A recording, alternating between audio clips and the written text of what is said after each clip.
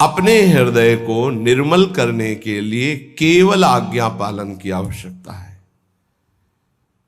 जो बड़े बड़े तीर्थों से पवित्र नहीं होता वो आज्ञा पालन से पवित्र हो जाता है। क्रिया मलिन हो सकती है लेकिन आज्ञा का पालन है तो वो पवित्र कर देगा। क्रिया मलिन है, आपको दिखाई दे रही कि मलिन क्रिया है, पर गुरुदेव की आज्ञा है तो उससे काम हो जाएगा। क्रिया मलिन, 4 की हत्या कर दी और सैकड़ों की हत्या करने का पाप नष्ट हो गया। पीछे सुनाया कि लकड़ी हरी हो जाए तो वापस चले आना, प्रसंग कई बार सबको याद होगा। क्रिया मलिन वही है, लेकिन स्वसुख वांछा का त्याग करके तत्सुख वांछा से युक्त होकर वही क्रिया की तो समस्त पाप नष्ट हो गए। बिना ही विचारी करी शुभ जानी, गुरुदेव की आज्ञा पर विचार नहीं, तत्परता पूर्वक उसमें लगन पूर्वक लग जाना। हित अहित गुरुदेव जाने, हमें जो आज्ञा करी हमें उसका पालन करना है। निंद्यानपि स्वकृपया अद्भुत वैभवेन, यद्यपि हमारे सारे आचरण निंदनीय हैं पर हम रसिकों के अधीन हैं, धाम की प्रियता है तो स्वकृपया अद्भुत वैभवेन मादृक पश्यन स्वचरणानुचरी करो तू। वो अपनी कृपा से स्वकृपया अद्भुत वैभवेन, वो अपनी कृपा से जो अद्भुत वैभव है, क्या स्वचरणानुचरी करो तू, अपने चरणों की दासी। निकुंज में स्वतंत्र रूप से किसी का प्रवेश नहीं होता, अपने गुरुदेव रूपी सहचरी की अनुचरी बन करके जाया जाता है। भावदेश में जब प्रवेश होता है तो अपने गुरुदेव को देखा जाता है सबसे पहले सहचरी वपू में, समीप में हित सजनी जीव और वहीं समीप में प्रिया प्रीतम। हमारी प्रत्येक चेष्टा गुरुदेव रूपी सहचरी के आदेश से होती है। गुरुदेव आचार्य स्वरूप से जो हित सजनी रूप में है वो उनके परिकर में है, वो इशारा मन की वृत्ति, मन की रुचि जानी, तब श्यामा श्याम की सेवा। डायरेक्ट सीधे नहीं तो श्याम श्यामा पद कमल संग सिर नायो, तेन बचन मानत गुरु द्रोही, निस्दिन करत आपनो भायो, तो इत व्यवहार न उत परमारथ, कुछ हाथ नहीं लगेगा। पर अहंकार सुनता नहीं है, वो दुर्गति करा के ही छोड़ता है। इसलिए इस अहंकार की एक ही दवा पाई गई पूरे शास्त्रों में, सदगुरु के अनुशासन में रहना। यद्यपि निंद्यानपि, मैं निंदनीय आचरण वाला हूं, पर स्वाकृपया अद्भुत वैभवेन मादृक पशून स्वाचरणानुचरी करो। मुझ जैसे निंदनीय पशुवत आचरण करने वाले को भी स्वकृपया चरणानुचरी करो, तो स्वचरणानुचरी करो। वो अपने चरणों की दासी बना लेते हैं और उसी से हमें श्री जी की दासता प्राप्त होती है, जिसकी संभाव्योपि विरंचि नारद शिवो। स्वयं बड़े बड़े ईश्वर कोटि के महापुरुष भी संभावना ही नहीं है कि वो भावना ऐसी कर सके कि मैं राधा दासी के रूप में उनके चरणों में महावर लगा रही हूं, ऐसी नहीं। तो हे भाई, ऐसे वृंदावन में यदि आपको वास मिल गया है और रसिकों का संग मिल गया है तो छोड़ना नहीं है, चाहे जैसी परिस्थिति हो। श्रीपाद कह रहे हैं, भ्रातस्तिष्ठ तले तले विटपिनाम ग्रामे सुभिक्षामट, स्वच्छंदम पिबयामुनम जलमलम चीरैः सुकंथाम कुरु, सम्मानम कलयाति घोर गरलम नीचापमानम सुधाम, श्री राधा मुरलीधरो भज सखे वृंदावनम मात्यज। ऐ मित्र, ऐ भाई, भ्रातस्तिष्ठ तले तले विटपिनाम ग्रामे सुभिक्षामट। श्री वृंदावन वास के लिए कैसी भी परिस्थिति हो हम धाम नहीं छोड़ेंगे। अगर हमें छत के नीचे वास नहीं मिल रहा है तो हम आज्ञा का पालन करेंगे, वृक्ष के नीचे रह लेंगे, फुटपाथ में पड़े रहेंगे। जब भगवत प्राप्ति की प्रबल लालसा होती है, ये सब नहीं देखा जाता। हमारा वास क्या है, हमारी भोजन व्यवस्था क्या है, कुछ नहीं। काशी के घाटों में क्या सुविधा है, शांत, पीछे किसी का आना जाना नहीं। बहुत बहुत प्रसिद्ध घाटों में सुबह घंटा डेढ़ घंटा स्नान आदि। 80 घाट के आगे तो कोई नहीं, न इधर न उधर, एकांत क्षेत्र। भिक्षा की कहीं गुंजाइश ही नहीं, किसी का आने जाना नहीं। भिक्षा के समय 80 घाट में भिक्षुकों के बीच में बैठ गए, जो मिला 10-5 मिनट में, मिला नहीं, बस एकांत हो गए। जब लक्ष्य हो जाता है भगवत प्राप्ति तो ये सब नहीं सुनाई देता। एकमात्र कैसे कैसे हम अनुभव करें, कैसे हमें प्रभु का साक्षात्कार हो, चाहे वो तत्व रूप में हो, चाहे वो सविशेष ब्रह्म रूप में हो। भ्राततिष्ठ तले तले विटपिनाम ग्रामेश भिक्षामठ। जैसे बने वैसे वृंदावन वास करें। उदर पोषण के लिए भूख लगेगो मांग खाऊंगो, गिनो न सांझ सबेरो। ब्रजवासिन के भूख टूक और घर घर छाछ महेरो। जो मिले रोटी का टुकड़ा मिल जाए। जैसे प्राणों के पोषण की चिंता वैष्णव को नहीं करनी चाहिए। कुछ नहीं मिला तो भूख को पा गए। इतना भजन होता है कि वो प्रयास से भजन हो ही नहीं सकता जो असुविधा से भजन होता है। पर गुरु आज्ञा में रहे, गुरु आज्ञा का उल्लंघन करके नहीं। बिल्कुल एक एक चेष्टा गुरुदेव की शिष्य की दृष्टि में होती है, और शिष्य की एक एक चेष्टा गुरुदेव की दृष्टि में होती है जब तदात्म होता है। तदात्म, अभी तदात्म वृत्ति को जाने ही नहीं, तदात्म वृत्ति को नहीं जाने। बैठे हैं, अचानक यदि आपका सच्चा शरणागत का भाव तो आ गया, फिर आपको संके ऐसा क्यों सोच रहे हो, ऐसा सोचना ठीक नहीं। नहीं जी, नहीं नहीं, आप देखिए, हाँ क्यों सोच रहे हो ऐसा।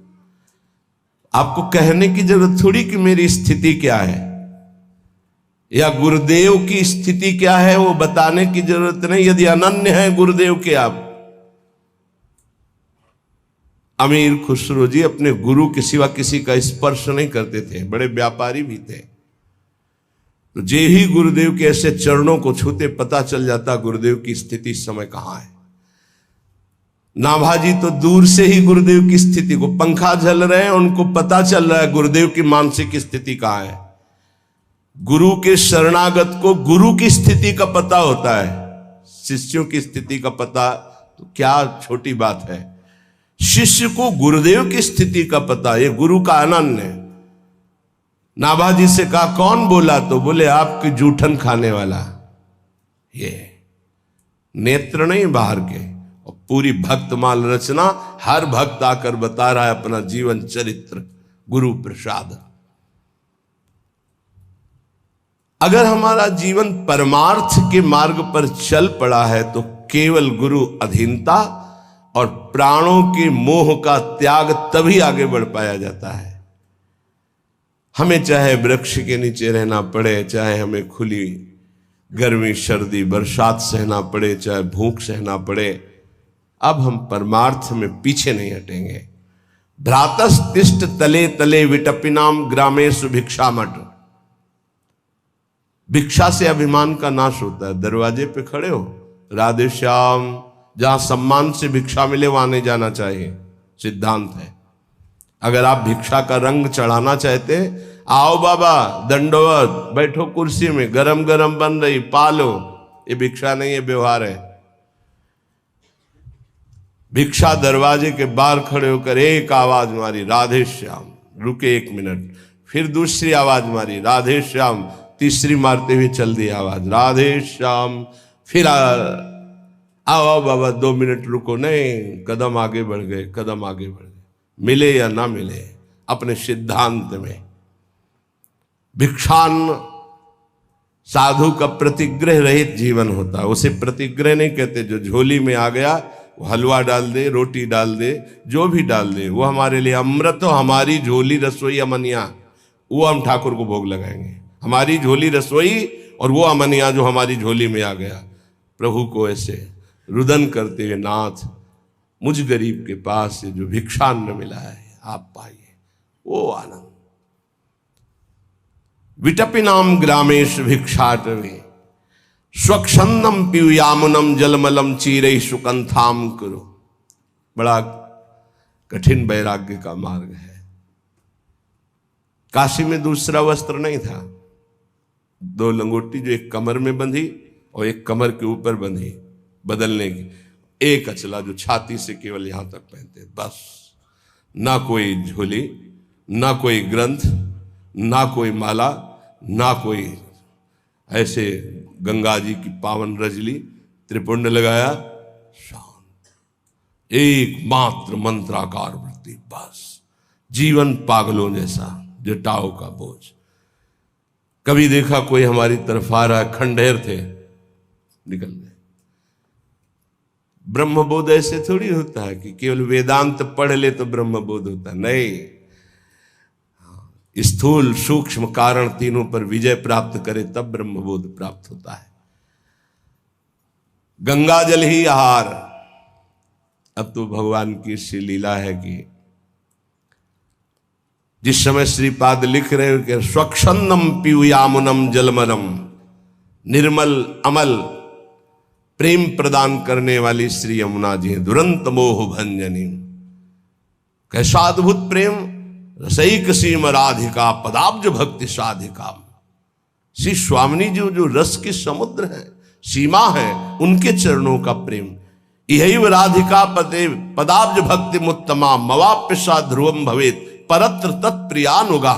शरीर में रहते हुए श्यामा श्याम की उत्तमा प्रेम लक्षणा भक्ति यमुना जी प्रदान करती, और देह भाव छूटने पर सहचरी भाव प्रियानुगा, प्रियाजू की अनुगत सहचरी के रूप में यमुना जी उसे स्वरूप प्रदान करने की सामर्थ्य रखती है। यमुना जल का अवगाहन परम पावन है, आज भी परम पावन है। आप बाहरी बातों को मत देखिए। श्रीपाद कह रहे चीरई सुकंथाम करो। कंथा कहते हैं ऐसे नहीं कि जाके कटवा के कई प्रकार के रंगों को बनाने से कंथा कहते हैं, उसे नहीं कहते। कैसे कहते हैं? हरिराम व्यास जी ने लिखा, घूरे में से बीन चिनगटा जो चिरई सुकंथाम करो। जिन्होंने फेंक दिया है ऐसे कपड़े, अपने बहुत से ऐसे पड़े रहते, उनको उठा करके गांठ लगाकर अपने शरीर को ढक लिया। भिक्षान्न से, भोजन से प्राणों का पोषण हो रहा, जो मिला एकांत सेवन करते हुए श्यामा श्याम के अनुराग में डूबा हुआ। सम्मानम कलयाति घोर गरलम नीचापमानम सुधाम।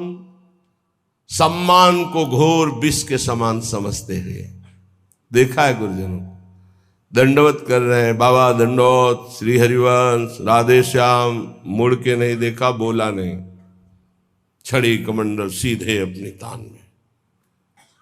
कभी ये नहीं देखा कोई पीछे चल रहा है, कोई आगे आकर बात कर ले, कोई नहीं। क्यों? व्यवहार शून्य जीवन। सम्मान भगवत मार्ग में मिलता है, लेकिन उसे स्वीकार ना करें, उसे भगवान का, गुरुदेव का प्रताप। ये गुरुदेव को प्रणाम कर रहे हैं, क्योंकि वेश गुरुदेव प्रदत्त है। इसमें जो भी प्रभाव है वो गुरुदेव का है, प्रभु का है। प्रणाम उन्हीं को पहुंच रही है। अपने तो दैन्य भाव से प्रणाम करने वाले पर भगवत भाव करे तो सम्मान का रंग नहीं चढ़ेगा। सम्मानम कलयाति घोर गरलम, घोर विष समझे सम्मान को। और बहुत बड़ी दुर्दशा होती सम्मान को भोगने वाले की। दुर्दशा का तात्पर्य होता है परमार्थ ना रहकर पाखंड रह जाता है, जहां सम्मान प्रियता रहती है। ये बहुत अच्छे से समझ लीजिए। साधु की दो ही रहनी है, या तो संपूर्ण बाल रखे या संपूर्ण मुंडन करा ले। ये गाल चिकने हैं, मुछ बनी हुई है ऊपर, ये संत विरक्त का लक्षण नहीं। गृहस्थी में आप ऐसे रह सकते हैं, गृहस्थी में है। गृहस्थी में पूरे बाल रखवाने का आदेश नहीं है। विरक्त का नाटक गृहस्थ को नहीं करना चाहिए और गृहस्थ का नाटक विरक्त को नहीं करना चाहिए। आचार्य परंपरा से, जैसे गृहस्थ में लंबी लंबी दाढ़ी पूरे सब ऐसे रखाए हुए, तो आचार्य परंपरा की बात अगर है, ऐसा आदेश है किसी को तो बात अलग है। नहीं, गृहस्थ को जब तक विरक्त ना हो तब तक विरक्तों जैसा, अब कितने से होते हैं जिसे धारण किए कुछ लाल कुछ, तो आप किससे विरक्त हुए? नहीं, विरक्त नहीं। साथ में गृहस्थ की साड़ी पहने हुए उनकी पत्नी भी है, वहीं दर्शन कर, ये हमारी पत्नी, और आप पूरे विरक्त वेश को धारण किए हुए हैं, विरक्ति भी नहीं लिए हुए हैं कहीं से, ऐसे में घोर अपराध लगता है। इसे पाखंड कहते हैं। ये पाप का अंश पाप प्रकाशित कर देगा, ऐसा नहीं करना चाहिए। और विरक्त होकर अगर छुरा चलेगा तो पूरे में चलेगा, भद्र होगा पूरे में, नहीं तो दोस्त अद्वैत भाषा में कहते झंडे या मुंडे खड़े हैं या मुड़वा लिया। ऐसा नहीं है कि सेटिंग फिटिंग, ऐसे नहीं, बहुत सावधानी से चलना चाहिए। विरक्ति की रक्षा करो। विरक्त मार्ग जो गुरुजनों ने दिया है उसकी मर्यादा है। ये बनावटी किसी और को लुभायमान कर सकती, श्री भगवान को नहीं। भगवान सदैव आदेश करते हैं अपने धर्म का पालन करो। यदि आपका धर्म निम्न भी है तो भी आपके लिए उच्च है। स्वधर्मो निधनो श्रेया परधर्मो भयावहा। विरक्त धर्म से चले, गृहस्थ। कई गृहस्थों को देखते हैं कैसे। एक बार एक बड़े महापुरुष के पास एक गृहस्थ गए थे, तो पैजामा कुर्ता और दाढ़ी पूरी ऐसे, प्रणाम किया तो वहीं थे, हम भी बैठे हुए थे, सरकार भी बैठे हुए थे। हे, काहे को रखा है? देहाती भाषा में बोलते, नहीं सरकार, हाँ ये मनोरंजन है, ऐसा रखा ना, मनोरंजन है, जाओ जाओ पहले मुड़वा क्या। विरक्त भेष नहीं, वैसे रखाए हुए हो, चलो जाओ। ये अपनी मर्यादा में, सम्मानम कलयाति घोर गरलम, सम्मान प्राप्ति के लिए गृहस्थी कोई ऐसा नाटक न करे और विरक्ति कोई ऐसा नाटक न करे। विवेक, वैराग्य, भक्ति हृदय में सबको धारण करने का अधिकार है। कई को देखते हैं, वो देखी देखा पैजामा पहने ऊपर से पीला ओढ़ लिए हैं, खरीद लो पीला, अपराध है। नीचे जो है और कुछ ऊपर भगवा डाले हुए, अपराध है। एक बार वाणी से बोल दे कि मैं सन्यास लूंगा और सन्यास न ले तो उसको ब्रह्म हत्या का पाप लगता है। पीछे वर्णन किए थे महाभारत में, जब पीछे प्रसंग में आया। ये खिलवाड़ थोड़ी है। कोई ऐसा नाटक मत करो। गुरुजनों के कभी प्रसादी वस्त्र मिल जाए तो अलमारी में ऐसे रख के पूजा करो, सिरहाने रखो, पहनो ओढ़ो मत कि आप पीला खरीद लिए प्रसादी करवा के अब हम भजन में ओढ़ेंगे। नहीं, ऐसा नहीं। ये आचार्य परंपरा से प्रदत्त जो वस्त्र हैं विरक्त के अलग हैं, गृहस्थ के अलग हैं। आप अपनी अपनी मर्यादा से चले, सम्मान के लिए कोई नाटक ना करें। ये सम्मान घोर विष है, परमार्थ के पथिकों को पाखंड में स्थित कर देता है, जहां सम्मान प्रियता बढ़ जाती है। नीचापमानम शुद्धा, नीच पुरुषों द्वारा किया हुआ अपमान अमृत के समान समझो, क्योंकि तुम्हारे देहाभिमान को गलित कर देगा। हम देखते हैं प्रायः साधक अपमान से बचना चाहता है, अपमान से। और भर्तरी जी से जब भगवान शंकर ने कहा वरदान मांगो, तो कहा कभी सम्मान से मुझे भिक्षा भी ना मिले, अर्थात कभी सम्मान न मिले। क्यों? सम्मानम कलयाति घोर गरलम और नीचापमानम सुधा। और की तो और बात जाने दो, गुरुजनों के शासन को नहीं स्वीकार किया जाता। इतना अहंकार बढ़ा हुआ है कि अपमान का डर है कि कहीं डांट न दे, कहीं अपमान न कर दे। किसका अपमान? गुरु के द्वारा डांट लगने से अपमान होता है? नहीं, गुरु के द्वारा डांट लगने से पापों का क्षय होता है। अगर एक बार हृदय से गुरुदेव आपको डांट दिए तो आपके जीवन का परिवर्तन होना चाहिए। श्री राधा मुरलीधर भज सखे वृंदावन मातज, रस स्वरूप श्री श्यामा श्याम का भजन करो, वृंदावन को कभी मत छोड़ो। वृंदावन का आश्रय, वृंदावन का वास बड़ी कृपा से प्राप्त होता है। हमारा आखिरी जन्म है, क्योंकि हमें धाम मिल गया, हमें नाम मिल गया, हमें सत्संग मिल गया। विश्वैश्वर्य महाचमत्कृतिरियं किं भाति सर्वेशितुर ब्रह्मानंद सुधाम्बुधेरवनवधे किं वाद्भुतोऽयं रसं किं वा दिव्य सुकल्प पादपवनस श्रेणी सुबीजं परम कृष्णो प्रेम नुताद्भुता परिणतिर वृंदाटवी किम्वीम। ये वृंदाटवी बड़ी चमत्कार प्रकट करने वाली मां है, इसीलिए वृंदाटवी कहा। ये मां है। अगर आपने वृंदावन का आश्रय ले लिया, रसिकों का संग मिल गया, तो ये मां की तरह दुलार करती, सच्ची मानिए। ये कोई जड़ देश नहीं है, चिदानंद है। जैसे भगवान का नाम चिदानंद में है, रूप चिदानंद में है, लीला चिदानंद में, ऐसे धाम चिदानंद में।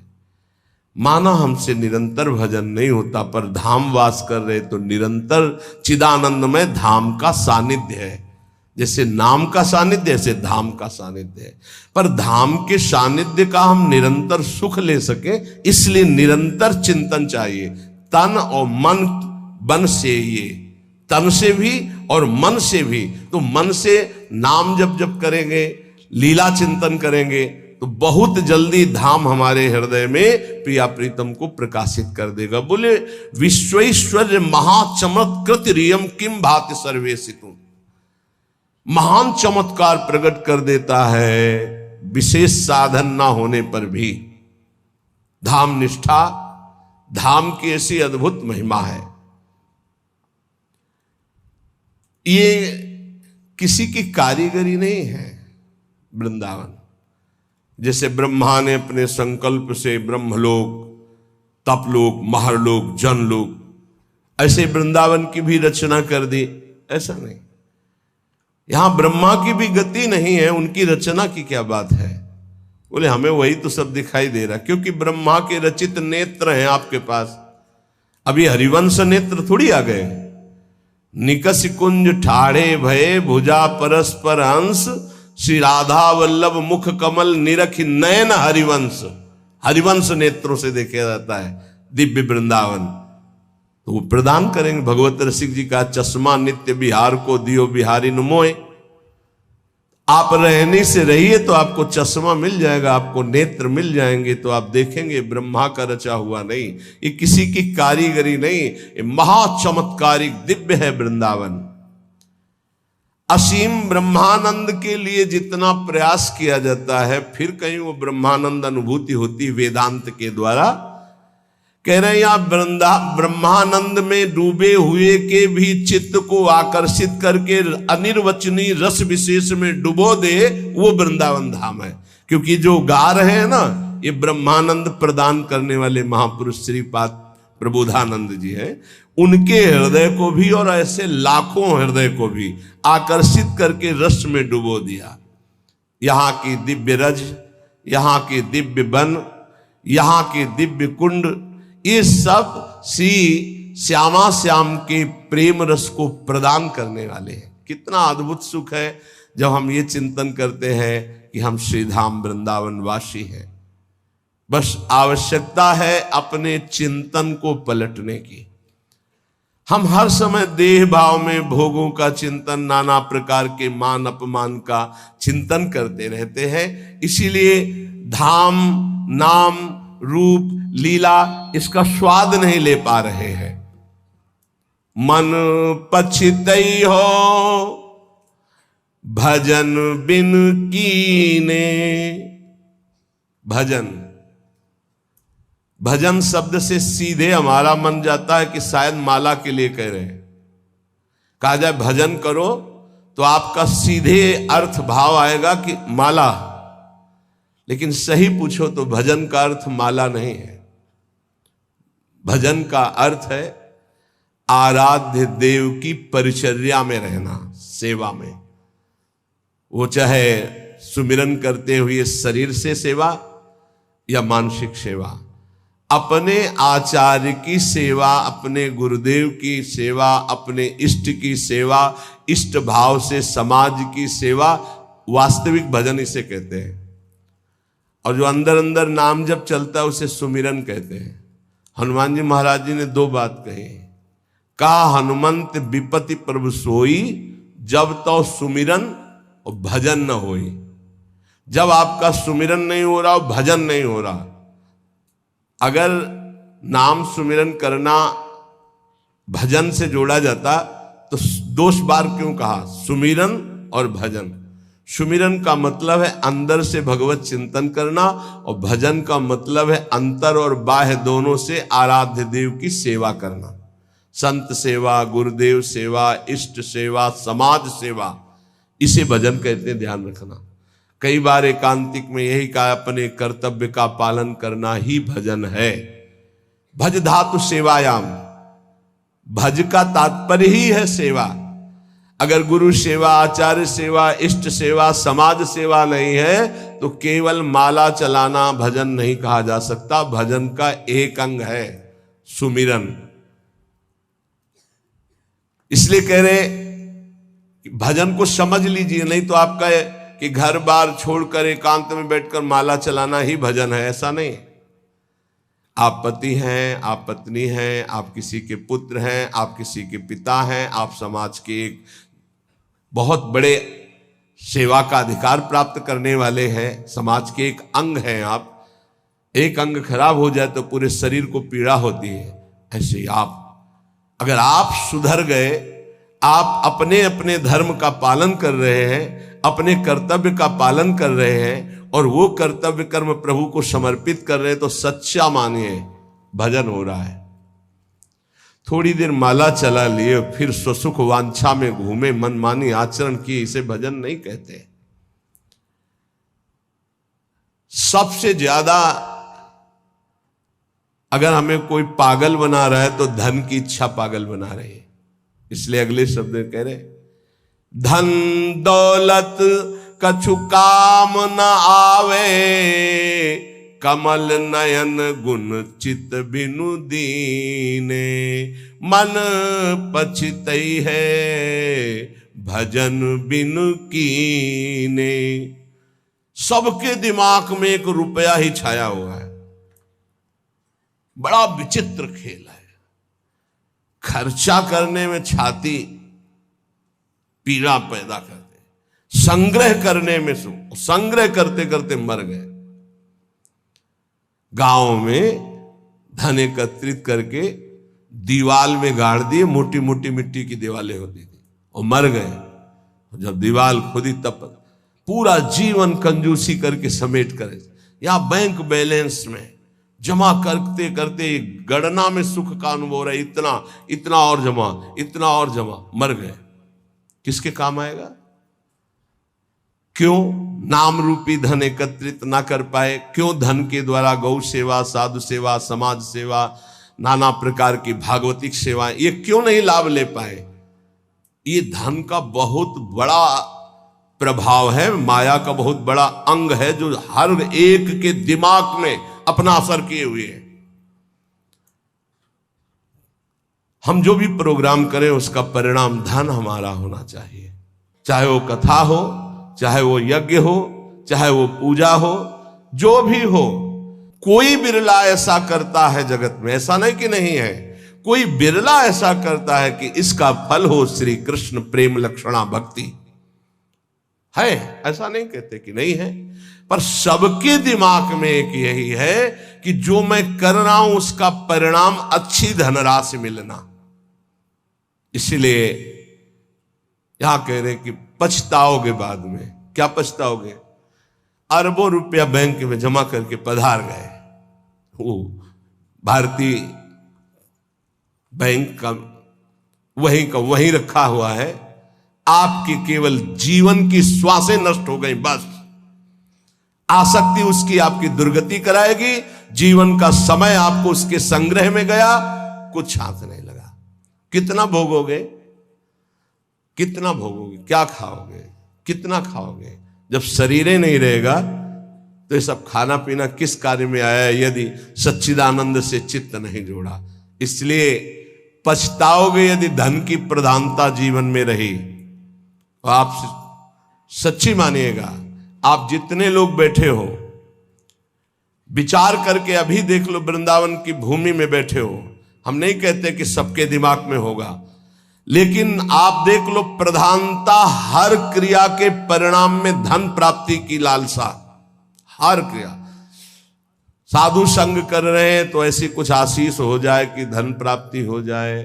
हम ठाकुर सेवा, ठाकुर दर्शन, उपासना, सबका परिणाम एक धन की तरफ रहता है, सबका परिणाम।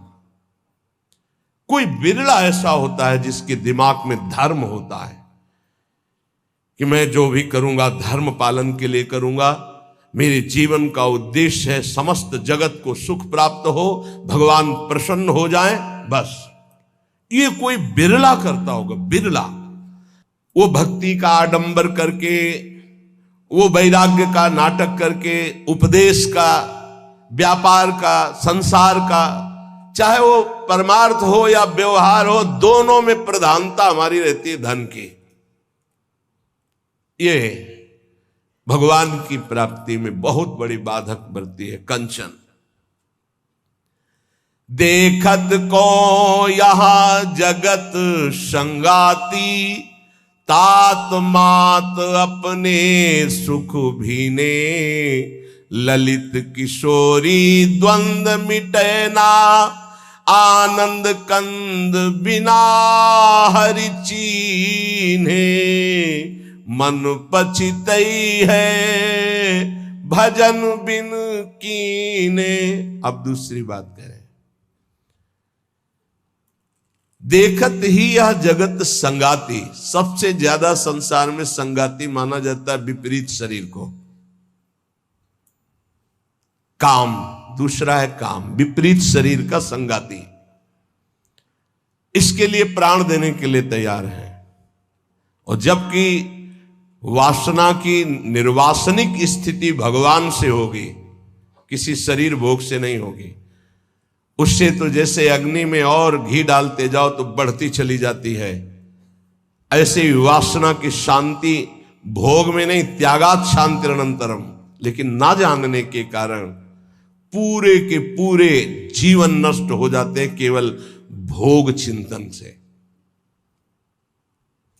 बहुत आश्चर्य की बात है, यदि इसे भजन के बल से, भगवत कृपा बल से, गुरु कृपा बल से इसे संभाला ना गया तो मिले भले कुछ ना, पूरे जीवन इसी का संकल्प बनता रहता है, चिंतन होता रहता है। ये ठग हैं जो हमारे जीवन को नष्ट कर देते हैं। कामिनी के संग की लालसा भगवत प्राप्ति नहीं होने देती। जैसे पहला था धन की प्राप्ति की लालसा, ऐसे ही जितना भी धन कमा लो, जितना भी सब कर लो, अंदर एक लालसा बनी रहेगी भोग भोगने की। ये अगर भावना शरीर भोग की बनी रही तो ये भी भगवत प्राप्ति नहीं होने देती। कितना भोगोगे, कब तक भोगोगे? जब शरीर ही छूट जाएगा तो कौन तुम्हारा साथी होगा? बहुत विचित्र बात है, बहुत विचित्र बात है। देखत को यह जगत सगाती। इस संसार में केवल देखते देखते पूरा जीवन हो गया, कुछ नहीं देख पाए। 50 साल के हो गए, 40 साल के हो गए, भोगते भोगते जीवन व्यतीत हो, कुछ नहीं भोग पाए। क्या है? असंतुष्ट, वासना। इसी तरह से जितने संबंध हैं सब धोखे के संबंध हैं। उनमें यदि भगवत भाव करके नहीं जिए तो वो बंधन कारक है, धोखे में समय गया। पहला दिमाग में धन रहता है, दूसरा दिमाग में भोग रहता है, और जो इनको थोड़ा दबा पाया भजन से तो तीसरा दिमाग में रहता है हमारे यहां नाम हो जाए, लोग याद रखे। किसको लोग याद रखते हैं? भगवान को याद नहीं करते, तुम्हें याद करेंगे। भगवान को नहीं याद करते, जिनके याद करने से कल्याण हो जाता है, तो तुम्हारे को कौन याद करे? बोले यार कुछ तो ऐसा हम कर जाएंगे। कितने का कर जाओगे, क्या कर जाओगे? अरे जिन्होंने अनंत ब्रह्मांड बना दिए उनका नाम नहीं ले रहा, तो तुम एक दो महल बना दोगे, एक दो पौशाला और अस्पताल खोल दोगे, तुम्हारा नाम चलेगा? श्री कृष्ण ने अनंत ब्रह्मांड बनाए, सब थोड़ी नाम जप कर रहे हैं उनका। तुम्हारा कौन नाम जप करेगा कि भाई बहुत यश कीर्ति की आखिरी चाह। इसीलिए कह रहे हैं कि ललित किशोरी द्वंद्व मिटे ना, आनंद कंद बिना हरि चीने, मन पछितई है भजन बिन कीने। थोड़ा समय रह गया है, जितने सत्संग सुन रहे हो इतना समझ लीजिए, अब हमारे जीवन का थोड़ा समय रह गया है। अब तो जाग जाओ, इन 3 में सोना बंद कर दो। ललित किशोरी जी कह रहे हैं ये जो धन की लालसा, अरे बोले तुम तो बाबा जी हो, तुम्हारा चल जाएगा, हमारा गृहस्थी में बहुत जरूरतें हैं, धर्म पूर्वक कर्तव्य कर्म करो, उससे जो मिल रहा है संतोष धारण करते हुए अपनी स्थिति के अनुसार ब्याह बरादी जितने कार्य हैं सबका होता है सृष्टि में। आज दुख पाया जा रहा है अपनी स्थिति से हटकर करने पर, आज दुख पाया जा रहा है केवल प्रशंसा के लिए करने पर। अगर आपकी स्थिति गरीबी की है तो आप किसी गरीब वर्ग को ढूंढिएगा, आपकी पुत्री सुखी रहेगी।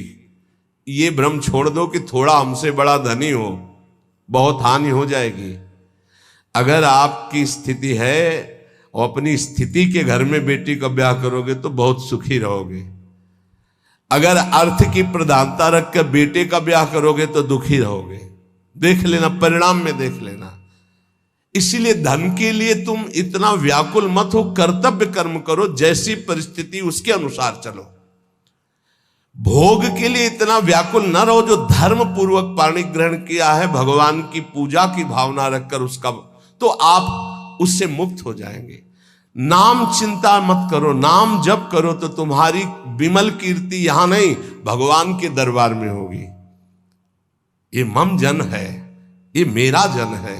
जैसे अम्बरीश जी की चर्चा भगवान के दरबार, भक्तों के यहां भगवान की जैसे चर्चा होती, ऐसे भगवान के दरबार में महाभागवतों की चर्चा। इतना नाम जप करो, इतना ठाकुर सेवा करो कि भगवान अपनी सभा में आपको याद कर ले। इससे बड़ी क्या बात होगी? त्रिभुवनपति की सभा में तुम्हारा यश गाया जाए।